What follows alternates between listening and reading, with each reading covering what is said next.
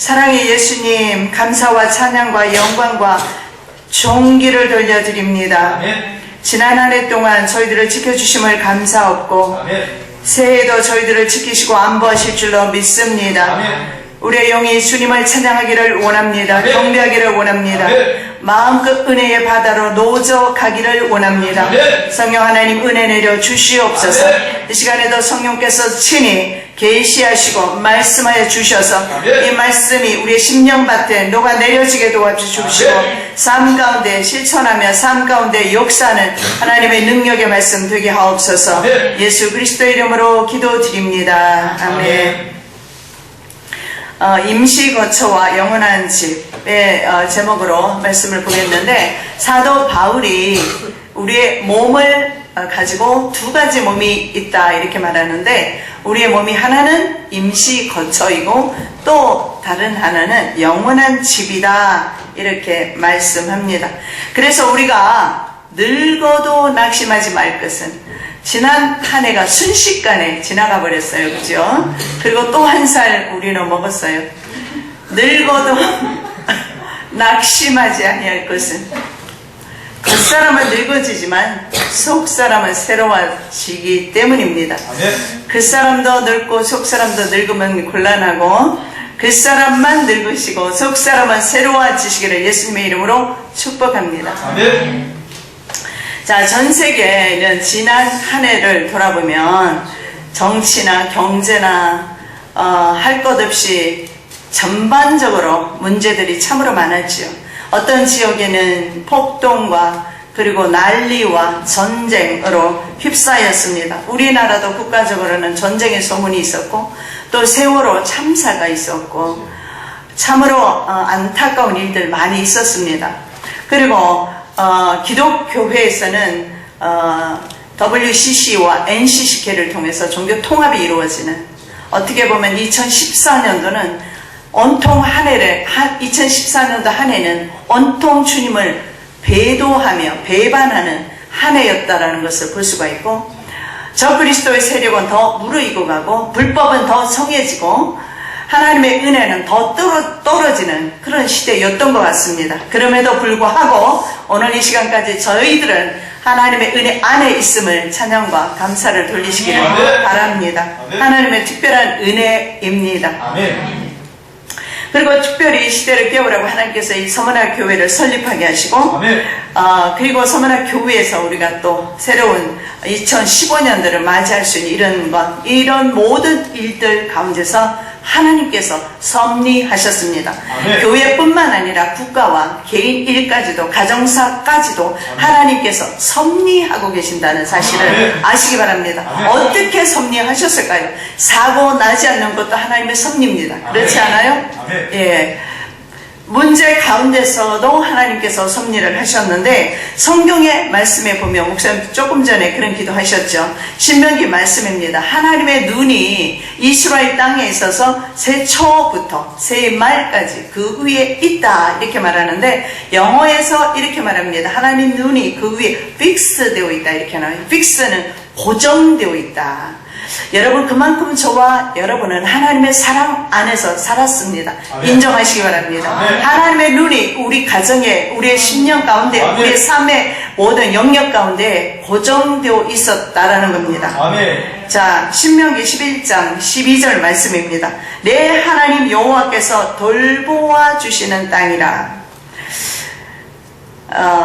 연초부터 연말까지 내 하나님 여호와의 눈이 항상 그 위에 있느니라. 이스라엘 땅 위에 하나님의 눈이 있었던 것처럼 바로 하나님의 눈이 저와 여러분에게 연초 1월 1일부터 지금 31일까지 있었다라는 것입니다. 아멘. 그래서 하나님을 찬양합니다. 경배합니다. 아멘. 환난 가운데서도, 어려운 가운데서도 살아계신 주님의 보호와 인도를 감사드리시기 바랍니다. 아멘. 자, 과거에는 이스라엘을 광야에서 보호하셨습니다. 우리들은요, 인생 광야에서 보호하십니다. 자, 신명기 32장 10절 말씀입니다. 여호와께서 그를 황무지에서, 짐승이 부르짖는 광야에서 만나시고 호위하시며 보호하시며 자기의 눈동자같이 지키셨도다. 하나님께서 이렇게 말씀합니다. 광야길 가면은요, 우는 사자와 같이 마귀는 두루 다니면서 삼킬 자를 찾습니다. 그런 짐승으로부터 주님께서는 우리들을 어떻게 눈동자와 같이, 자신의 눈동자와 같이 시편 17편 8절에 나를 눈동자같이 지키시고 주의 날개 그늘 아래 감추사. 주님께서는 우리를 그렇게 지키셨어요.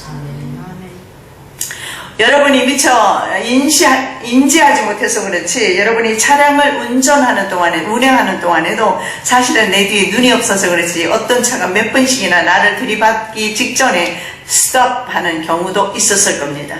하나님께서 보호하시고 안보하시고 지키셨기 때문입니다.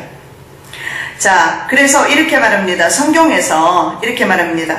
이스라엘은 노력하는 것은 하나님의 눈동자를 범하는 것이다. 이렇게 말합니다. 스가랴 2장 8절입니다. 만군의 여호와께서 이같이 말씀하시되 영광을 위하여 나를 너희를 노력한 여러 나라로 보내셨나니 너희를 범하는 자는 그의 눈동자를 범하는 것이라. 자, 하나님의 자녀를 범하는 것은 하나님의 눈동자를 범하는 것입니다. 그래서 하나님께서는 올해도 지키셨고 내년에도 지키시고 심지어는 대환란 가운데서도 우리들을 지키실 줄로 믿습니다. 그래서 성경 말씀에 시편의 말씀에 보면 우리 주님을 그렇게 말씀합니다. 지키시는 자다 이렇게 말씀합니다. 지키시는 자. 여호와께서 너를 실족하지 아니하게. 여기에 영어 성경에 보면 이렇게 나와 있어요. Not let your foot slip 이렇게 나와 있어요. 너의 발이 미끄러지지 않도록. 너의 발이 미끄러지지 않도록. 여러분 미끄러질 때 있잖아요.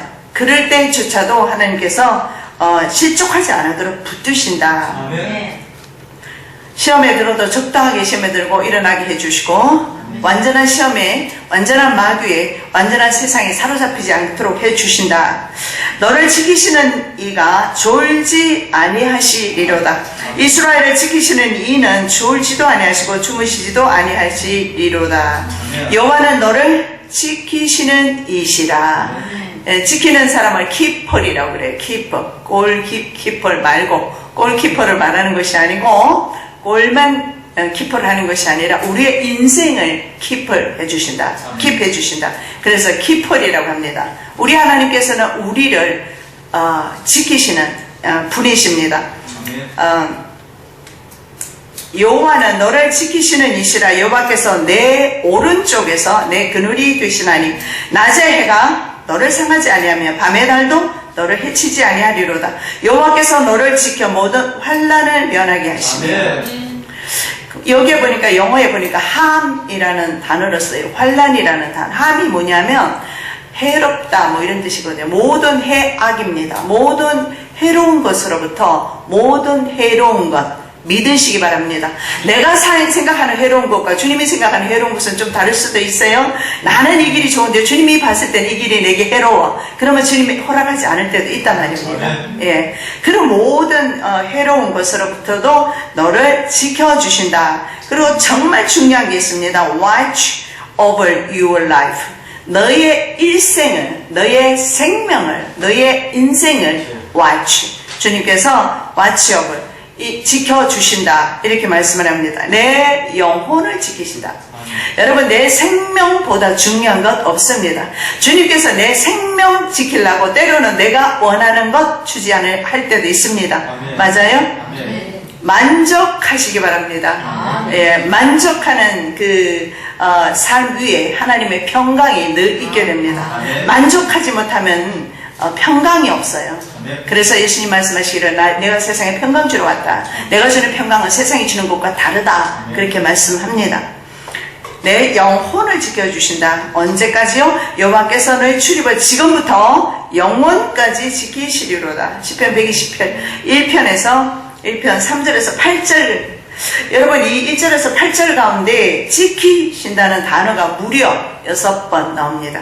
그래서 이 말씀을 여러분 묵상하는 것도 괜찮을 것 같습니다. 실족하지 않게 해주시고요. 미끄러지지 않게 해주시고요. 환난을 모든 해로운 것으로부터 지켜주시고요. 그리고 정말 중요한 것, 영혼을 영원까지 지켜주신다. 천국 입성하는 그날까지 우리의 영혼을 지켜주신다는 약속입니다. 그래서 정말 우리 주님은 우리를 지키시는 자이심을 믿으시기를 예수님의 이름으로 축복합니다.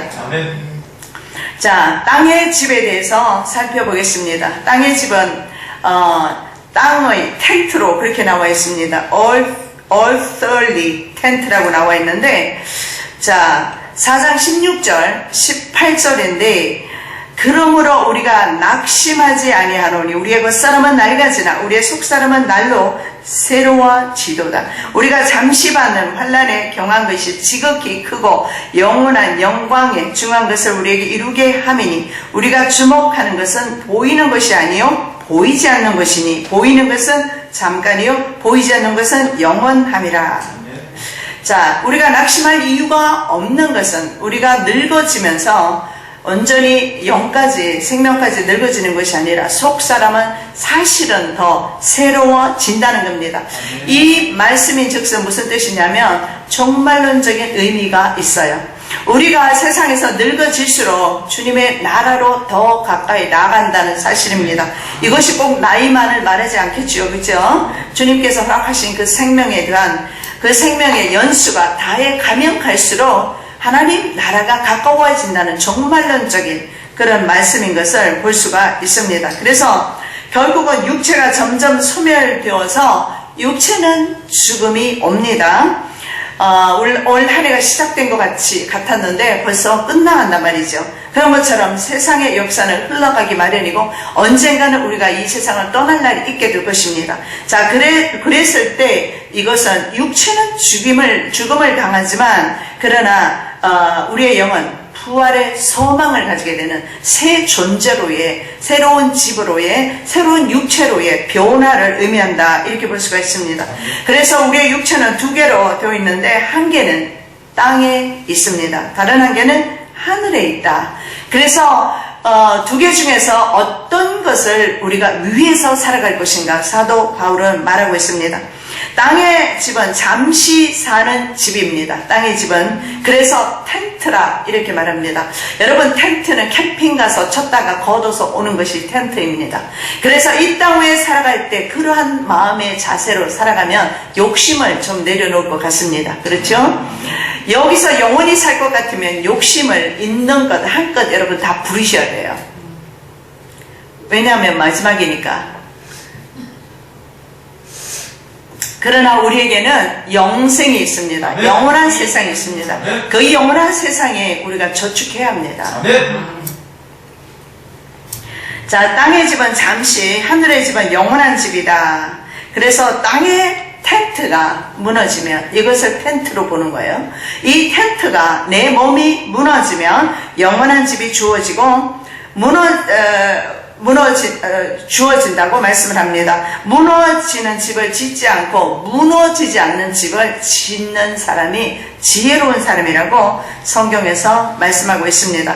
자, 육체를 위하는 사람의 집은 성경에서 모래 위에 짓는 집이다.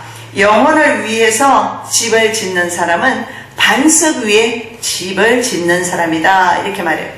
여러분, 백사장에 한두 번쯤 다 가보셨을 겁니다. 집도 지어보고 모래성 쌓아보고 하지만 잠깐 후면 그것은 없어지기 마련입니다. 아무리 잘 지어도 파도 치면 그것은 휩싸여 가기 마련입니다.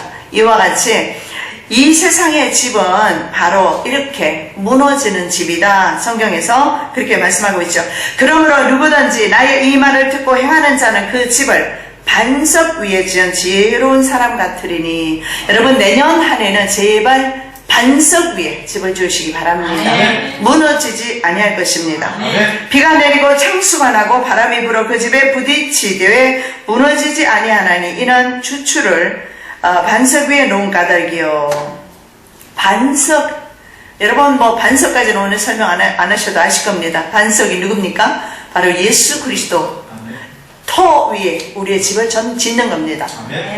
자, 나의 이 말을 듣고 행하지 아니하는 자는 그 집을 모래 위에 지은 어리석은 사람 같으리니 비가 내리고 창수가 나고 바람이 불어 그 집에 부딪힘에 무너져 그 무너짐이 심하니라. 마태복음 7장 24절에서 27절 말씀입니다. 자, 모래 위에다가 여러분 모래 위에다가 집은 한두 번쯤 여러분 지어 보셨어요. 뭐 이런 것도 저런 것도 지어 보셨을 겁니다.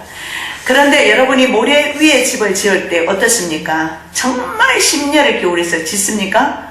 어차피 파도가 오면 쓸려 가는데, 그죠? 그렇게 짓지 않아요. 마찬가지로 우리 인생의 집, 육체를 위해서는 너무 그렇게 심려를 기울이지 않으셔도 된다 이 말입니다. 정말 심려를 기울여서 짓는 집은 하늘의 집입니다. 잠시 지속되는 환난에 경한 것은 영원한 영광의 중한 것을 이루기 위함이다. 본문에서 그렇게 말씀을 하는데, 환난에 경한 것이 뭐냐? 이 환난이 보니까는요, 가벼운 그런 트러블로 나와 있더라고요. 영어에 보면 트러블인데, 트러블은 문제거리. 이런 환난에 경한 것, 그러니까 그런 가벼운 문제거리, 이런 것은 영원한 영광, 이터널 글로리입니다. 영원한 영광의 중한 것을 이루기 위함이다. 이렇게 말씀합니다. 그래서 우리는 눈에 보이는 것 믿지 말고 보이지 않는 것에 우리의 눈을 고정해야 된다라는 것을 볼 수가 있습니다. 왜냐하면 보이는 것은 잠깐이고, 정말 우리가 백사장에 잠깐, 그것도 며칠 우리가 놀러 갔다가 그냥 기분으로 그냥 성을 쌓거나 집을 쌓거나 만들거나 하는 것 뿐입니다. 그와 같이 우리의 인생도 너무 세속에 빠져서 집을 짓지 않으시기 바랍니다. 왜냐하면 그렇게 집을 짓다 보면 그 집 짓는 것 때문에 근심이 많아져요. 염려가 많습니다. 그래서 하나님과 멀어지게 되고, 하나님의 성령의 역사가 이제 있지 않습니다. 그 속에는. 그러다 보니까 인생에 어려움이 오게 되는 겁니다. 그래서 육체의 집을 짓지 마라. 그래서 우리 2015년도에는 육체의 집을 짓지 마시고 하늘의 집을 지으시기를 예수님의 이름으로 축복합니다. 아멘. 자, 하늘의 집은 이터널 하우스라고 그렇게 나와 있어요. 자, 하늘의 집을 우리에게 하늘의 집이 주어지는데, 이 하늘의 집은요, 하나님이 예비하신 집입니다. 자, 주님께서 우리들을 위해서 예비해 놓으셨어요. 땅에 있는 우리의 장막집이 무너지면 사람의 손으로 짓지 아니한 하늘에 있는 영원한 집이 준비되어 있다. 사도 바울은 오늘 이렇게 말씀합니다. 자, 예수님께서 요한복음 14장 1절 3절에서 이렇게 말씀을 합니다. 너희는 마음에 근심하지 말라. 자, 예수님께서 떠나간다고 하니까 제자들이 근심했죠. 너희는 마음에 근심하지 말라. 하나님을 믿으니 또 나를 믿으라. 내 아버지 집에 거할 곳이 많도다. 근데 보니까 영어 성경 자꾸 말씀드려 죄송한데 many rooms 이렇게 나와 있어요. 하나님 집에 굉장히 많은 방들이 있다 이렇게 표현하고 있어요. 그래서 우리를 위해서 방을 만들어 두었어요. 한 방에서 3명이 자다가 이제는 방이 3개라서 우리 집이 나눠졌어요. 그래서 각자 방이 있으니까 좋으네요. 제가 우리 딸이 나를 발로 차지도 않고 때로는 늦게 들어와서 자면서 나를 귀찮게도 안 해서 좋고, 세상에서도 내 방이 있는 게 좋은데 천국에서 그 방은요 영원히 주어지는 내 방이랍니다. 그 내 방을 위해서 치상하시고 내 방을 위해서 꾸미시고 내 방을 위해서 저축하시기를 예수님의 이름으로 축복합니다. 진짜 방입니다. 그 방은 없어지지 않아요. 아무리 새로운 집에 이사를 가지만 시간이 지나면 낡아지죠. 그리고 아무리 좋은 것이 있지만 좋은 먹을 것이 있고 입을 것이 있고 하지만 세상 것은 낡아져요. 그러나 하늘의 방은 낡아지지 않습니다. 왜냐하면 주님께서 친히 지으신 집이기 때문에 그렇습니다. 많은 방들이 있다. 그렇지 않으면 너희에게 일렀으리라. 내가 너희를 위하여 거처를 예비하러 가노니 가서 너희를 위하여 거처를 예비하면 내가 다시 와서 너희를 내게로 영접하여 나 있는 곳에 너희도 있게 하리라. 거처가 플레이스로 나와 있어요. 플레이스는 뭐냐면 장소라는 뜻입니다. 그래서 주님께서는 정확하게 우리가 살 수 있는 장소, 룸을 만들어 두신다라는 사실입니다. 하나님 나라의 방을 만드시기를 예수님의 이름으로 축복합니다. 자, 소망 중에 바라는 집입니다. 만일 땅에 있는 우리의 장막집이 무너지면 하나님께서 지으신 집고 손으로 지은 것이 아니요 하늘에 있는 영원한 집이 우리에게 있는 줄 아느니라. 고린도후서 5장 1절 말씀이죠. 예, 이 장막집이 무너지면 올 한 해가 가면 내년이 오듯이 이 장막집이 무너지면 새 생명이 내기 시작된다. 본헤퍼 목사님이 1945년 독일이 해방되기 직전에 자기 조국의 통일을 해방을 보지 못하고 부활절 아침에 그는 돌아가시게 됩니다. 그랬을 때 본헤퍼 목사님이 마지막 예배를 세상에서 드리면서 이렇게 말씀합니다. 내가 이제 이 세상에서 이 생명은 마지막이다. 오늘이 마지막이다. 그러나 내게는 저 하나님 나라에서 새 생명이 시작되는 날입니다. 그래서 그는 오히려 환송을 받으면서 단두대에 이슬로 사라졌습니다. 바로 그에게 새 생명이 시작되는 날이었어요. 이 땅에서는 죽는 날이었지만 그러나 그의 생명이 하나님 나라에서는 영광의 면류관으로 새롭게 시작되는, 면류관 받는 그런 새로운 날이었던 것입니다. 이 세상의 장막집이 무너졌을 때 바로 하나님의 집이 주어진다. 여러분, 이것은요 천하 장사 뭐 할 것 없이 누구나에게 오는 바로 죽음입니다. 누구나에게 오는 바로 이 세월은 누구나에게나 오게 되고 있습니다. 그랬을 때 언젠가는 부름간에 주님 앞에 서게 되었을 때 과연 내 방이 어떤 것이 주어질 것인가. 만일에 우리가 이 세상에서의 생명이 끝이라면 여러분 이 시간에도 이곳에 올 이유 없습니다. 그죠? 부지런히 세상에서 일해야 하며 부지런히 세상에서 저축해야 하며 세상 일 돌봐야 합니다.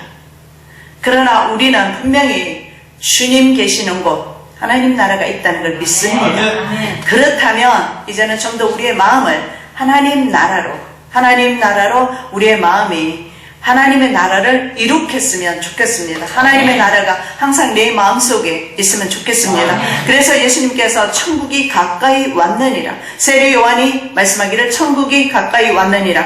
바로 내 심령 가운데 천국을 말하는 것입니다. 그래서 아마 내년에도 여전히 어려운 일이 있을 수 있을 겁니다. 아니 더 어려운 일이 있을 겁니다. 왜냐하면 앞으로 우리가 눈에 보이는 것은 아무것도 믿을 수 없는 그런 세상에 살아가게 될 겁니다. 불법 천지가 될 것입니다. 왜냐하면 이제 마지막 때는 한때 두때 반때를 저들에게 주기 때문에 저들의 세력은 점점 더 힘을 얻어가고 있습니다. 그래서 법이 변하고 있어요. 동성애 법이 내지는 여러 가지 차별금지법 등이 제정되고 각 세계적으로 다 제정되고 있습니다. 그래서 다니엘서 말씀에 보면 그는 때와 법을 변개시킨다 이렇게 말합니다. 그래서 때와 법을 변개시키는 그런 시대에 우리가 살고 있습니다. 어쩌면 더 어려운 2015년도가 될는지 모르겠습니다. 그럼에도 불구하고 분명한 사실은 우리의 생명은 바로 주님께로 더 가까이 나간다는 사실입니다. 그래서 우리의 소망이 바로 주께 있습니다. 바로 하나님 나라에 있음을 믿으시기를 바랍니다. 우리가 이 땅 위에 우리의 장막집이 무너지면 새로운 장막이 허락이 되어진다는 겁니다. 만일에 다음에 생애가 진짜 없다면 정말 잘 살아야 합니다. 여기 세상에서 우리가 그렇게 많은 노력을 기울여야 할 것입니다. 그러나 그렇지 않아요. 우리에게는 우리가 주님을 믿는다면, 정말 주님이 계신다는 것을 믿는다면 우리의 노력은 하나님 나라에 고정되어야 될 줄로 믿습니다. 히브리서 11장 13절에서 14절 말씀입니다. 이 사람들은 다 믿음을 따라 죽었으며 약속을 받지 못하였으되 그것들을 멀리서 보고 환영하며 또 땅에서는 외국인과 나그네 임을 증언하였으니 그들이 이같이 말하는 것은 자기들이 본향 찾는 자임을 나타내니라. 자, 믿음이라는 행동 원리를 따라 살았습니다. 땅에서의 삶의 방식은 나그네와 외국인이어요. 나그네는 stranger이라는 그냥 객지 사람을 말합니다. 그리고 외국인은 alion이라고 해서 우리나라에도 외국인 많이 살잖아요. 그들의 삶이 얼마나 고달퍼요. 우리도 외국에서 외국에서 외국인으로 살았어요. 그래서 소수민족에 대한 차별이 미국에는 여전히 심해요. 그래서 어려운 삶을 삽니다. 그래서 우리가 세상 살면서 세상이 왜 이렇게 힘들어? 내가 예수 믿으면 믿을수록, 내가 은혜 가운데 들어가면 들어갈수록, 성령과 함께 하면 할수록 내가 왜 이렇게 어려운가? 여러분, 의문을 갖지 마시기 바랍니다. 왜냐하면 외국인이기 때문에 우리는 이 땅에서 차별을 받을 수밖에 없고, 이 땅의 다가 아니기 때문에 우리는 어려움을 우리는 당할 수도 있다라는 사실입니다. 왜냐하면 남의 나라에 가서 살기 때문에 그렇습니다. 그래서 미국에서는요, 위법을 하잖아요. 그러면 영주권자라도 바로 추방되거나 감옥에 감금되었다가 바깥으로 한 번도 나가보지도 못하고, 어떤 분은 2년, 5년 감금되었다가 감옥에만 감금되어 있다가 한국으로 바로 추방되는 사람들이 많아요. 왜 그런 줄 아십니까? 외국인이기 때문에 그래요. 시민권자는 추방하지 못하지. 근데 영주권자는 외국인이니까 추방하는 거예요. 마찬가지입니다. 우리의 나라는 세상이 아니기 때문에 우리가 세상에서 우리가 영원히 살 것처럼 살게 되면 항상 더 큰 문제가 발생할 것입니다. 자, 이 소망 중에 바라는 집, 우리가 그 집은 우리가 늘 소망하면서 살아가야 합니다. 우리 마라나타 찬양하고 기도하고, 소망 가운데 바라는 집. 그 다음에 믿음으로 가는 집이라고 말씀을 드릴 수가 있는데, 믿음, 자, 하나님이 예배하신 집이고 예수 그리스도께서 예배해 놓으신 집이시고, 그리고 소망 중에 바라는 집이고 믿음으로 가는 집이다. 이들은 다 믿음이라는 행동 원리를 따라서 살아갔다. 그래서 이 믿음의 사람들은 좀 세상에 대해서 너무 연연하지 않고 나그네처럼, 외국인처럼 그렇게 좀 살았다라는 것입니다. 그래서 외국에 나가서 잠시 잠깐 사는 것이라면 좀 불편하면 어떻습니까? 그래서 저도 하도 이전에 여행을 다녀보니까요, 처음에는 이걸 조정을 못했어요. 옷을 잘못 가져가서 어떤 때는 너무 춥고 어떤 때는 너무 덥고, 그래서 나중에는 그냥 몽땅 옷을 들고 왔어요. 이번에 뉴질랜드 갈 때는 옷만 한 보따리 들고 왔어요. 날씨를 측정을 못해서. 그래서 그냥 전천으로 두꺼운 옷도 있고 얇은 옷도 있고 이러니까 춥지는 않게 보냈어요. 엄청 춥더라고요, 생각보다. 그렇게 했는데, 여행을 다니면 다닐수록 생기는 요령이 있어요. 딱 필요한 것만 들고 가요. 정말 외국에 가서 날씨를 참 예측하지 못할 때 외에는 거의 이제는 국내, 처음에는 막 이것저것 다 들고 가다가 무거워요. 너무 무거워요. 무거워서 빨리 갈 수도 없고, 무거워서 힘들어요. 무거워서 지쳐요. 그래서 조금씩 지금은 간단하게 가져갑니다. 우리 인생도 그와 같다고 생각합니다. 너무 많은 것을 이 세상에서 우리가 가지고 거머쥐고 잡고 있으면 무거워서 주님 앞으로 나아가는데 장애가 된답니다. 자, 사도 바울은 두 벌의 옷에 대해서 또 말씀을 하고 있습니다. 자, 두 벌의 옷.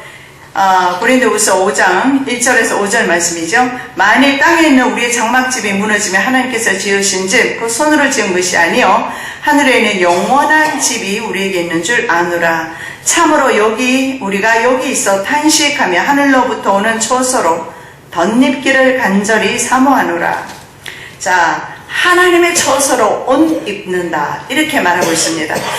사모하노니, 이렇게 입으면 우리가 벗은 자들로 발견되지 않으려 함이라. 참으로 이 장막에 있는 우리가 짐진 것 같이 탄식하는 것은 벗고자 함이 아니요 오히려 덧입고자 함이니, 죽을 것이 생명에 삼킴 받으려 함이라. 곧 이것을 우리에게 이루게 하시고 보증으로 성령을 우리에게 주신 이는 하나님이시라. 자, 여기서 분명히 말씀하시는 것은 바로 하늘의 옷으로 덧 입는다는 거예요. 우리가 안에 속옷을 입어요, 그죠? 안에 옷을 입고 겨울이라 다시 우리가 이제 외투라든가 겉옷을 덧 입지요. 마찬가지로 이 두 벌의 옷의 비유는 뭐냐면 현세의 실존과 내세의 실존을 뜻합니다. 자, 현세의 실존, 살아야 하죠. 그러나 내세에도 실존, 인정해야 합니다. 자, 이루게 하시고, 그리고 주신, 5절의 말씀에 보면, 이루게 하시고, 그리고 주신, 이런 단어가 단순 과거 분사로 하나님이 되어 있는데요. 하나님이 행하시는 결정적인 행동들로 성령에 의해서 새거처와 의복이 준비되어 있다. 단순 과거 분사예요. 과거로 끝났다는 겁니다. 그래서 이미 이런 것들이 이루어 놓으신 것을 발견합니다.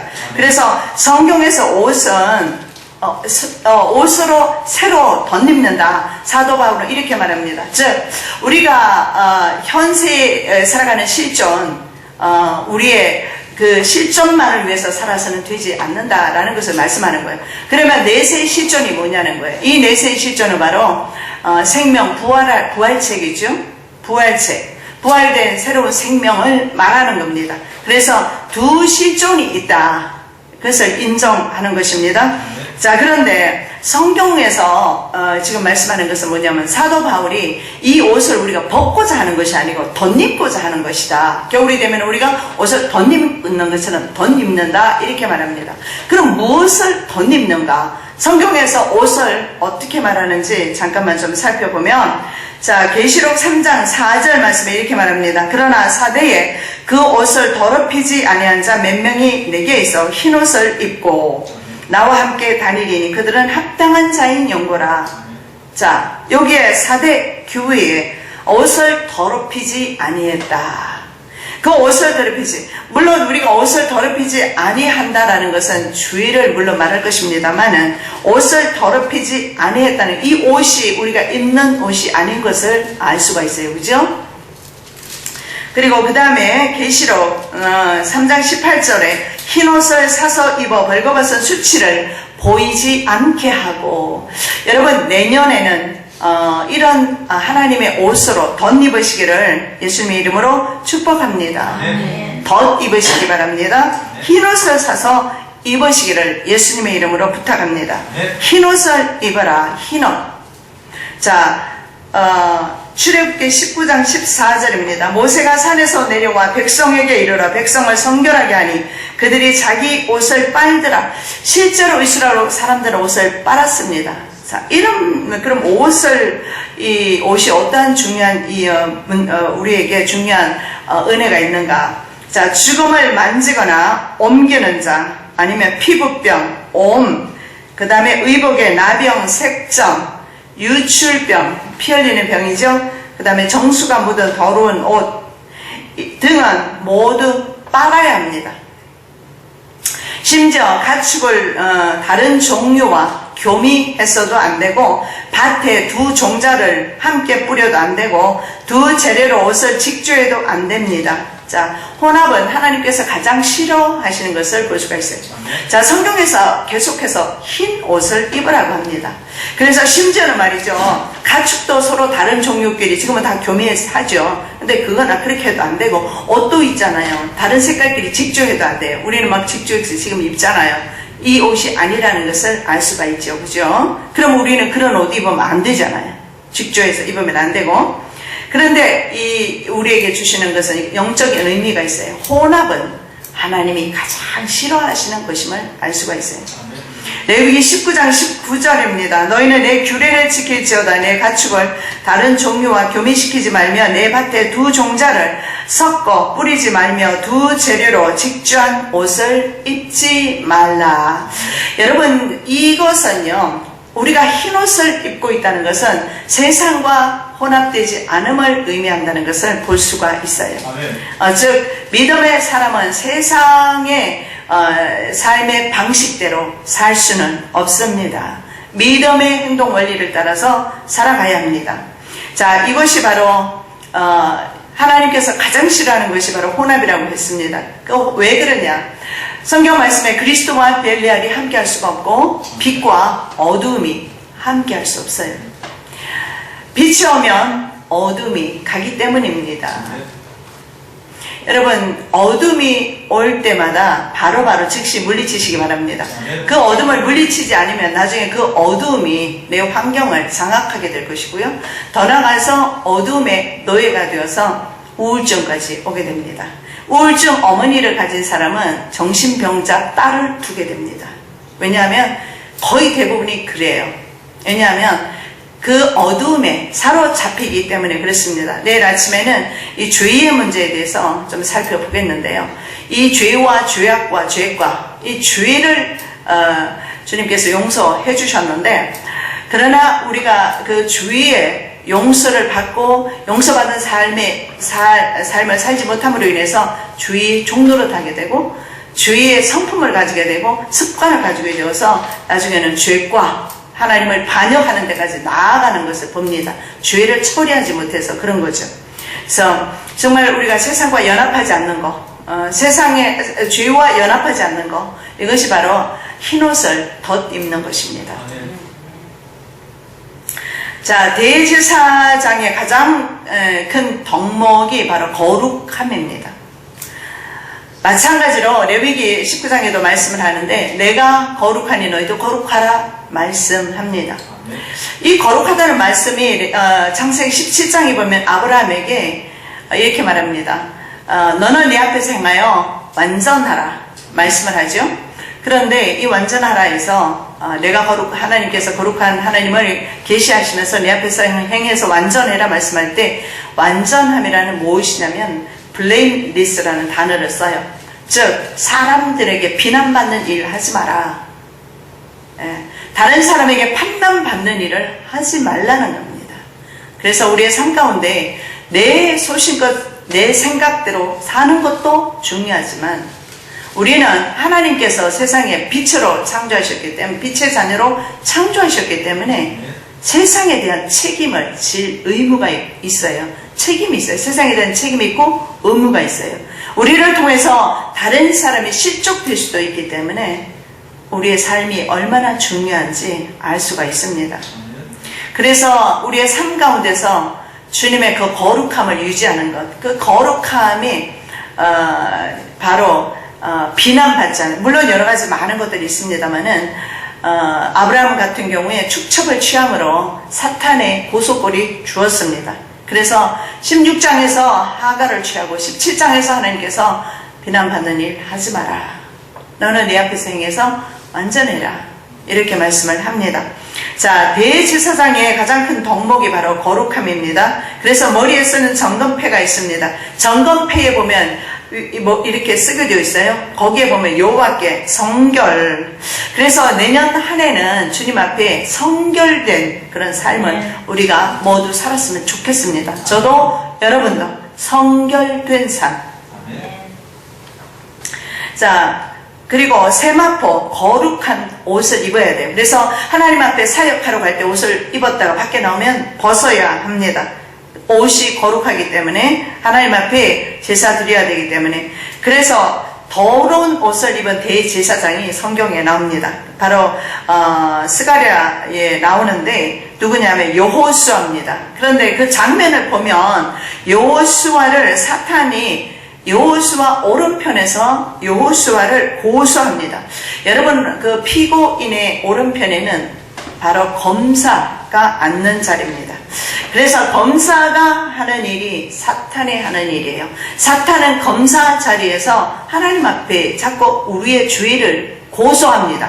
그래서 우리가 얼마나 성결하게 사느냐에 따라서 우리가 죄를 지으면 짓는 만큼 우리 하나님께서 사탄이 하면 몸둘 바를 모르시겠죠? 예. 사탄이 계속해서 고소를 해요. 그러면 어떡할까요? 우리는 맨날 죄를 짓는데. 자, 오른편에서 죄를 고소하는 장면이 나오죠? 대제사장 여호수아는 여호와의 천사 앞에 섰고 사탄은 그의 오른편에 서서 그를 대적하는 것을 여호와께서 내게 보이시니라. 스가랴 선지자에게 보이셨죠? 3장 1절에서 5절 말씀입니다. 자, 사탄은 그의 오른편에 서서 대적한다. 검사 자리입니다. 자, 여호와께서 사탄에게 이르시되 사탄아 여호와께서 너를 책망하노라. 예루살렘을 택한 여호와께서 너를 책망하노라. 이는 불에서 꺼낸 그슬린 나무가 아니냐 하실 때 여호수아가 더러운 옷을 입고 천사 앞에 서 있는지라. 여러분, 대제사장의 덕목이 바로 거룩함입니다. 흰 옷을 입고 있어야 돼요. 그런데 더러운 옷을 입고 있어요. 이것이 우리들의 현실입니다. 저나 여러분이나 똑같은 현실이에요.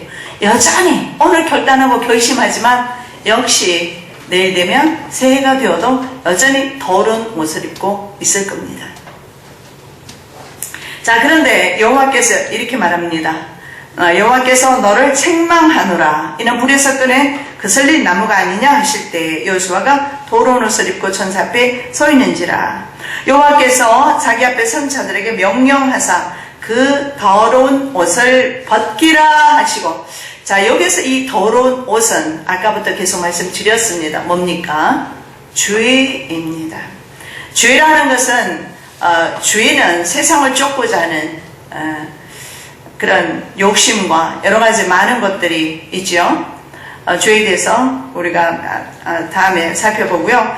그 더러운 옷을 벗기라. 이 말씀은 바로 더러운 옷을 벗긴다는 것은 우리의 모든 죄를 도말하신다는 겁니다. 아까 우리가 봤던 것처럼 동이 서에서 먼 것 같이 우리의 모든 죄악을 멀리 옮기셨다. 동쪽에서 서쪽까지 가기가 참 멀죠. 그런데 하나님께서 우리의 죄악을 그렇게 멀리 옮기셨다. 그리고 이제 우리 2015년도에는 우리가 하나님 앞에 정결한 삶, 거룩한 삶 사시기를 예수님의 이름으로 축복합니다. 여호수아에게 이르시되 내가 내 죄악을 제거하여 버렸으니 내게 아름다운 옷을 입히리라. 이 아름다운 옷은 바로 칭의라고 합니다. 구원파 그 침례 교회에서는 이렇게 말합니다. 구원 받았느냐고 묻죠. 구원 받았다. 그러면 언제 받았느냐? 그럼 받은 기억이 별로 없어요. 그러면 구원받은 기억이 없으면 죄인이죠. 그래서 또 이렇게도 묻죠. 너 죄인이냐 의인이냐 물어요. 여러분 이 시간에 곰곰이 한번 생각해 보십시오. 제가 뭐 여러분에게 묻는다면 여러분 죄인입니까? 의인입니까? 죄인이라고 살짝 말하네요. 자신이 없어. 죄인이 천국 갑니까? 못 갑니까? 죄인은 못 가죠. 그럼 어떡합니까? 이것을 이신칭의 복음이라고 합니다. 나는 죄인으로 고백할 수밖에 없는 사람이지만 주님께서는 우리로 하여금 의롭다 인정해 주시는 겁니다. 그래서 이것이 이신칭의는 믿음으로 말미암아 의롭게 되는 것을 말합니다. 그래서 더러운 옷을 벗기는 것은 주님께서 주의 몸에서 더러운 옷을 벗기는 것은 죄를 벗겨주시고 거룩하다 인정해 주시는 겁니다. 아름다운 옷, 칭의입니다. 저와 여러분 하나님의 아름다운 옷 입으시기를 예수님의 이름으로 축복합니다. 자, 고소당하는 여호수아 대제사장을 한번 보십시오. 대제사장은 첫 번째도 두 번째도 세 번째 마지막까지도 대제사장은 오직 청결해야 합니다. 오직 거룩해야 합니다. 제사 드리러 가기 전에는 여자도 가까이 할 수가 없어요. 그리고 흰옷 세마포 옷을 거룩한 옷을 입어야 됩니다. 구별된 옷을 입어야 합니다. 그런데 대제사장이 더러운 옷을 입고 있어요. 이 말은 인간 제사장도 주인이라는 것을 인정하는 것입니다. 자, 여기서 우리가 볼 수 있는 것은 사탄에게 고소당하는 우리의 모습 가운데서 우리는 주인으로 설 수밖에 없고 오늘도 내일도 여전히 죄인으로 주님 앞에 설 수밖에 없는, 그리고 우리의 죄는 스스로 개선할 능력 자체가 없다라는 것. 그래서 너무 자기 자신을 정죄하지 않으시기를 예수님의 이름으로 축복합니다. 그저 주님 안에서 행복하고 내년에는 행복하고 즐겁게 사시기를 축복합니다. 왜냐하면 그 더러운 옷을 벗기라. 내가 벗기는 거 아닙니다. 내가 벗기면 벗기시로 나는 주의 아래로 더 붙들려 들어가요. 주의 올무 가운데로 들어가게 됩니다. 내가 정결하게 살려고 하면 할수록, 내가 주님 앞에 잘하면 잘하려고 할수록, 충성하면 할수록, 봉사하면 봉사할수록, 헌신하면 할수록 때로는 있잖아요. 그 봉사와 충성과 헌신 때문에 더 주의 아래로, 왜냐하면 해보지만 내 모습이 때로는 한심하고 내 모습이 때로는 내가 봐도 만족하지 못할 때가 너무 많아요. 그랬을 때 내 스스로를 정죄할 수밖에 없어요. 우리는 우리의 스스로 힘으로 우리의 죄를 개선할 능력 자체가 없습니다. 여러분 그냥 인정하십시오. 난 죄인입니다. 그래서 주님의 은혜가 필요합니다. 그래서 주님이 필요합니다. 주님 없이 2015년도 전 못 살아갑니다. 주님 처음부터 마지막 순간까지 연초부터 연말까지 저와 함께 해주십시오. 아멘. 우리 가족과 함께 해주십시오. 아멘. 믿음으로 나아가야 될 줄로 믿습니다. 아멘. 오직 예수 그리스도 보혈의 능력만이 모든 죄악을 제거하실 수 있습니다. 그래서 아름다운 옷은 주의 완전한 용서와 완전한 씻음 그리고 완전한 옮김, 이것을 딜리버라고 합니다. 딜리버는 뭐예요? 피자만 딜리버한 거 아니에요. 주님께서 우리의 죄를 동으로부터 소가 먼 것처럼 멀리 딜리버 시켜버렸다. 이것이 바로 칭의입니다. 자, 누가복음 15장 22절입니다. 아버지는 종들에게 이르되 제일 좋은 옷을 내어다가 입히고 손에 가락지를 끼우고 발에 신을 신기라. 아버지의 재산을 탕진한 몹쓸 두 번째 아들, 둘째 아들이 돌아왔어요. 그런데 그 둘째 아들, 그 탕자에게 아버지는 종들에게 이렇게 명령합니다. 제일 좋은 옷을 내어다 입히라. 여러분, 한 분도 빠짐없이 2015년도에 하나님이 주시는 제일 좋은 옷 입으시기를 예수님의 이름으로 축복합니다. 우리 모두 제일 좋은 옷, 주님이 주시는 옷 입으실 줄로 믿습니다. 그리고 손에 가락지를 끼우고 발에 신을 신기라.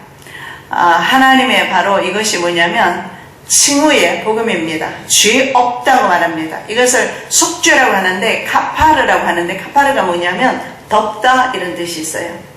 내가 죄가 없어서 덮는 것이 아니에요. 보혈의 능력으로 덮는 것입니다. 보혈의 능력으로, 보혈로 덮는 것입니다.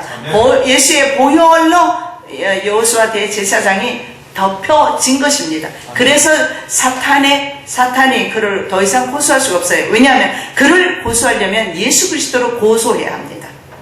그래서 더 이상 그는 고소당하지 않습니다. 여러분, 우리는 더 이상 사탄에게 고소당하는 존재 아닙니다. 아멘. 권세 있고 능력 있게 사시기를 아멘. 예수님의 이름으로 축복합니다. 아멘. 계시록 19장 8절입니다. 그에게 빛나고 깨끗한 세마포 옷을 입도록 허락하셨으니 이 세마포 옷은 성도들의 옳은 행실이로다. 아멘. 여러분, 2015년도 하나님이 저희들에게 아름다운 옷을 입혀주셨는데 우리 삶 가운데서 옳은 행실 가운데서 하나님께 영광 돌리시고 아멘. 우리들을 통해서 온 세상에 복음이 전파되시기를 예수님의 이름으로 축복합니다. 아멘. 사랑의 예수님 감사합니다. 저희들에게 두 벌의 옷이 있음을 고백합니다. 이제 주님 하나님 나라의 옷으로 덧입기를 원합니다. 아멘. 주님의 주시는 아름다운 옷을 입기를 원합니다. 아멘. 저희들에게 제일 좋은 옷을 입혀주시고 손에 가락지를 끼워주시고 발에 실을 신겨 주옵소서. 우리가 2015년도에 힘차게 출발합니다. 주의 이름으로 출발합니다. 성령으로 출발합니다. 권세 있게 나아갑니다. 세상과 환경과 마귀에게 눌리지 않는 한 해가 되도록 성령 하나님 저희들의 삶을, 길을, 가정을, 국가를 인도하여 주시옵소서. 감사하며 예수 그리스도의 이름으로 축복하며 기도드립니다. 아멘. 사랑의 예수님, 감사와 찬양과 영광과 존귀를 돌려드립니다. 지난 한 해 동안 저희들을 지켜주심을 감사없고 새해에도 저희들을 지키시고 안보하실 줄로 믿습니다. 우리의 영이 주님을 찬양하기를 원합니다. 경배하기를 원합니다. 마음껏 은혜의 바다로 노저 가기를 원합니다. 성령 하나님 은혜 내려 주시옵소서. 이 시간에도 성령께서 친히 계시하시고 말씀하여 주셔서 이 말씀이 우리의 심령밭에 녹아내려지게 도와주시고 삶 가운데 실천하며 삶 가운데 역사하는 하나님의 능력의 말씀 되게 하옵소서. 예수 그리스도의 이름으로 기도드립니다. 아멘. 임시거처와 영원한 집의 제목으로 말씀을 보겠는데, 사도 바울이 우리의 몸을 가지고 두 가지 몸이 있다 이렇게 말하는데, 우리의 몸이 하나는 임시거처이고 또 다른 하나는 영원한 집이다 이렇게 말씀합니다. 그래서 우리가 늙어도 낙심하지 말 것은, 지난 한 해가 순식간에 지나가 버렸어요. 그죠? 그리고 또 한 살 우리는 먹었어요. 늙어도 낙심하지 아니할 것은 그 겉사람은 늙어지지만 속사람은 새로워지기 때문입니다. 겉사람도 늙고 속사람도 늙으면 곤란하고 겉사람만 늙으시고 속사람은 새로워지시기를 예수님의 이름으로 축복합니다. 자, 전 세계는 지난 한 해를 돌아보면 정치나 경제나 할 것 없이 전반적으로 문제들이 참으로 많았지요. 어떤 지역에는 폭동과 그리고 난리와 전쟁으로 휩싸였습니다. 우리나라도 국가적으로는 전쟁의 소문이 있었고 또 세월호 참사가 있었고 참으로 안타까운 일들 많이 있었습니다.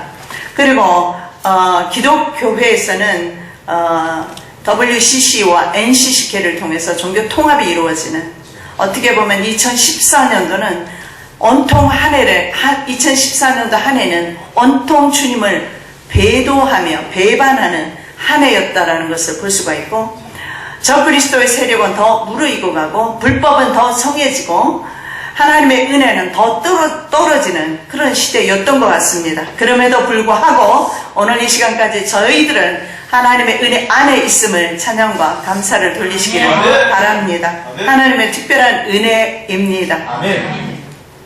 그리고 특별히 이 시대를 깨우라고 하나님께서 이 서문화 교회를 설립하게 하시고 그리고 서문화 교회에서 우리가 또 새로운 2015년도를 맞이할 수 있는 이런 모든 일들 가운데서 하나님께서 섭리하셨습니다.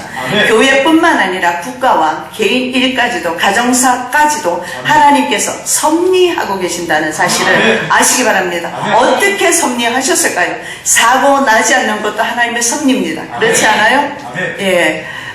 문제 가운데서도 하나님께서 섭리를 하셨는데, 성경의 말씀에 보면 목사님 조금 전에 그런 기도하셨죠. 신명기 말씀입니다. 하나님의 눈이 보겠습니다. 땅의 집은 땅의 텐트로 그렇게 나와 있습니다. earthly tent라고 나와 있는데, 자 4장 16절 18절인데 그러므로 우리가 낙심하지 아니하노니 우리의 겉사람은 낡아지나 우리의 속사람은 날로 새로워지도다. 우리가 잠시 받는 환난에 경한 것이 지극히 크고 영원한 영광에 중한 것을 우리에게 이루게 함이니 우리가 주목하는 것은 보이는 것이 아니요 보이지 않는 것이니 보이는 것은 잠깐이요 보이지 않는 것은 영원함이라. 자, 우리가 낙심할 이유가 없는 것은 우리가 늙어지면서 온전히 영까지 생명까지 늙어지는 것이 아니라 속사람은 사실은 더 새로워진다는 겁니다. 이 말씀인 즉슨 무슨 뜻이냐면 종말론적인 의미가 있어요. 우리가 세상에서 늙어질수록 주님의 나라로 더 가까이 나간다는 사실입니다. 이것이 꼭 나이만을 말하지 않겠죠, 그렇죠? 주님께서 허락하신 그 생명에 대한 그 생명의 연수가 다해 가면 갈수록 하나님 나라가 가까워진다는 종말론적인 그런 말씀인 것을 볼 수가 있습니다. 그래서 결국은 육체가 점점 소멸되어서 육체는 죽음이 옵니다. 올 한 해가 시작된 것 같았는데 벌써 끝나간단 말이죠. 그런 것처럼 세상의 역사는 흘러가기 마련이고 언젠가는 우리가 이 세상을 떠날 날이 있게 될 것입니다. 자, 그랬을 때 이것은 육체는 죽음을 당하지만 그러나 우리의 영은 부활의 소망을 가지게 되는 새 존재로의 새로운 집으로의 새로운 육체로의 변화를 의미한다, 이렇게 볼 수가 있습니다. 그래서 우리의 육체는 두 개로 되어 있는데 한 개는 땅에 있습니다. 다른 한 개는 하늘에 있다. 그래서 두 개 중에서 어떤 것을 우리가 위해서 살아갈 것인가 사도 바울은 말하고 있습니다. 땅의 집은 잠시 사는 집입니다. 땅의 집은 그래서 텐트라 이렇게 말합니다. 여러분, 텐트는 캠핑 가서 쳤다가 걷어서 오는 것이 텐트입니다. 그래서 이 땅 위에 살아갈 때 그러한 마음의 자세로 살아가면 욕심을 좀 내려놓을 것 같습니다. 그렇죠? 여기서 영원히 살 것 같으면 욕심을 있는 것 한껏 여러분 다 부리셔야 돼요. 왜냐하면 마지막이니까. 그러나 우리에게는 영생이 있습니다. 영원한 세상이 있습니다. 그 영원한 세상에 우리가 저축해야 합니다. 자, 땅의 집은 잠시, 하늘의 집은 영원한 집이다. 그래서 땅의 텐트가 무너지면 이것을 텐트로 보는 거예요. 이 텐트가 내 몸이 무너지면 영원한 집이 주어지고 주어진다고 말씀을 합니다. 무너지는 집을 짓지 않고 무너지지 않는 집을 짓는 사람이 지혜로운 사람이라고 성경에서 말씀하고 있습니다. 자, 육체를 위하는 사람의 집은 성경에서 모래 위에 짓는 집이다. 영혼을 위해서 집을 짓는 사람은 반석 위에 집을 짓는 사람이다. 이렇게 말해요. 여러분, 백사장에 한두 번쯤 이스라엘 땅에 있어서 새초부터 새말까지 그 위에 있다. 이렇게 말하는데 영어에서 이렇게 말합니다. 하나님 눈이 그 위에 fix 되어 있다. 이렇게 나와요. fix는 고정되어 있다. 여러분, 그만큼 저와 여러분은 하나님의 사랑 안에서 살았습니다. 아멘. 인정하시기 바랍니다. 아멘. 하나님의 눈이 우리 가정에, 우리의 심령 가운데, 아멘. 우리의 삶의 모든 영역 가운데 고정되어 있었다라는 겁니다. 아멘. 자, 신명기 11장 12절 말씀입니다. 내 하나님 여호와께서 돌보아 주시는 땅이라. 연초부터 연말까지 내 하나님 여호와의 눈이 항상 그 위에 있느니라. 이스라엘 땅 위에 하나님의 눈이 있었던 것처럼 바로 하나님의 눈이 저와 여러분에게 연초 1월 1일부터 지금 31일까지 있었다라는 것입니다. 그래서 하나님을 찬양합니다. 경배합니다. 환난 가운데서도, 어려운 가운데서도 살아계신 주님의 보호와 인도를 감사드리시기 바랍니다. 자, 과거에는 이스라엘을 광야에서 보호하셨습니다. 우리들은요, 인생 광야에서 보호하십니다. 자, 신명기 32장 10절 말씀입니다. 여호와께서 그를 황무지에서 짐승이 부르짖는 광야에서 만나시고 호위하시며 보호하시며 자기의 눈동자같이 지키셨도다. 하나님께서 이렇게 말씀합니다. 광야길 가면은요, 우는 사자와 같이 마귀는 두루 다니면서 삼킬 자를 찾습니다. 그런 짐승으로부터 주님께서는 우리들을 어떻게 눈동자와 같이, 아멘. 자신의 눈동자와 같이 시편 17편 8절에 나를 눈동자와 같이 지키시고 주의 날개 그늘 아래 감추사. 아멘. 주님께서는 우리를 그렇게 지키셨어요.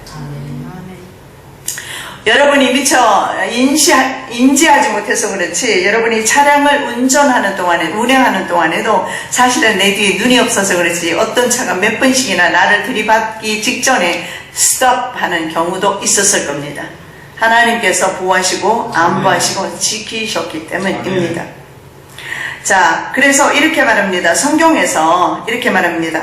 이스라엘은 노력하는 것은 하나님의 눈동자를 범하는 것이다. 이렇게 말합니다.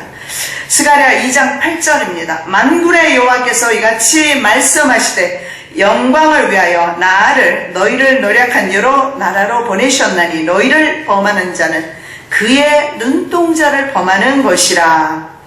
자, 하나님의 자녀를 범하는 것은 하나님의 눈동자를 범하는 것입니다. 그래서 하나님께서는 올해도 지키셨고 내년에도 지키시고 심지어는 대환란 가운데서도 우리들을 지키실 줄로 믿습니다. 그래서 성경 말씀에 시편의 말씀에 보면 우리 주님을 그렇게 말씀합니다. 지키시는 자다. 이렇게 말씀합니다. 지키시는 자. 여호와께서 너를 실족하지 아니하게. 여기에 영어 성경에 보면 이렇게 나와 있어요. 가 보셨을 겁니다. 집도 지어보고 모래성 쌓아보고 하지만 잠깐 후면 그것은 없어지기 마련입니다. 아무리 잘 지어도 파도 치면 그것은 휩싸여 가기 마련입니다. 이와 같이 이 세상의 집은 바로 이렇게 무너지는 집이다. 성경에서 그렇게 말씀하고 있죠. 그러므로 누구든지 나의 이 말을 듣고 행하는 자는 그 집을 반석 위에 지은 지혜로운 사람 같으리니. 여러분, 내년 한 해는 제발 반석 위에 집을 지으시기 바랍니다. 무너지지 아니할 것입니다. 비가 내리고 창수가 나고 바람이 불어 그 집에 부딪히되 무너지지 아니하나니 이는 주추를 반석 위에 놓은 까닭이요.